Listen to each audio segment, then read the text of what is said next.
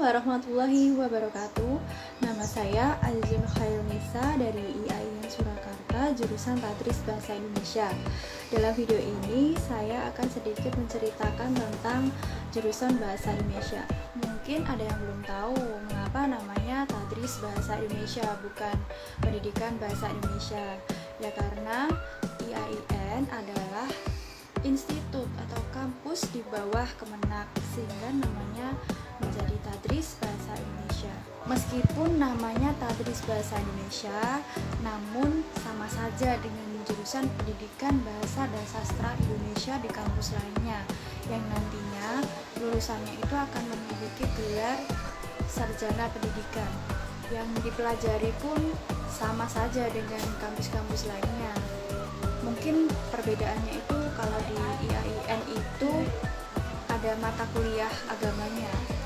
Seringkali orang beranggapan bahwa ngapain sih harus memilih jurusan bahasa Indonesia, padahal kan kita sudah mahir berbahasa Indonesia dari kecil, dari SD, SMP, SMA kita sudah mempelajari bahasa Indonesia, dan seringkali bahasa Indonesia itu dianggap gampang dan diremehkan.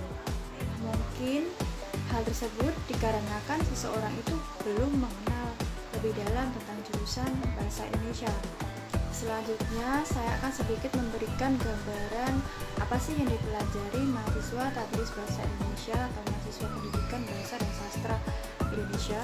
Pertama itu dari segi kebahasaan itu atau yang disebut dengan linguistik itu antara lain mempelajari fonologi, morfologi, sintaksis, semantik, pragmatik, dan lain sebagainya.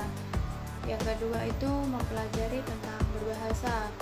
Ada 4 keterampilan berbahasa, ada membaca, menyimak, menulis, dan berbicara. Yang ketiga itu mempelajari tentang sastra. Biasanya mata kuliah sastra itu ada dari semester 1 sampai semester 6, dan di dalamnya itu kita mempelajari tentang teori sastra, sejarah sastra, dan kritik sastra. Juga ada praktiknya, yaitu seperti apresiasi, produksi bersastra itu sama saja membuat sebuah karya sastra. Yang keempat itu mempelajari tentang pendidikan. Prodi pendidikan itu pada dasarnya adalah prodi di mana lulusannya itu akan menjadi seorang pengajar, baik menjadi guru maupun dosen, yang nantinya mahasiswa itu akan berhadapan langsung dengan RPP, silabus, protap, promes, dan lain sebagainya. Meskipun jurusan Tadris Bahasa Indonesia diarahkan menjadi seorang pengajar, namun banyak sekali prospek-prospek kerja jurusan ini. Dari itu ada juga mata kuliah penjurusan, ada 4, yaitu BIPA. BIPA adalah Bahasa Indonesia bagi penutur asing, di mana akan menjadi seorang pengajar bagi orang asing yang ingin mendalami bahasa Indonesia.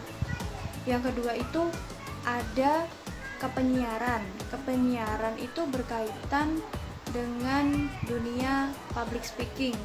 Cocok sekali bagi orang yang pintar ngomong. Nantinya itu juga bisa menjadi seorang MC, penyiar radio, dan lain sebagainya. Kemudian ada penyuntingan. Penyuntingan itu berkaitan dengan kegiatan menyunting. Nantinya juga bisa menjadi seorang editor buku.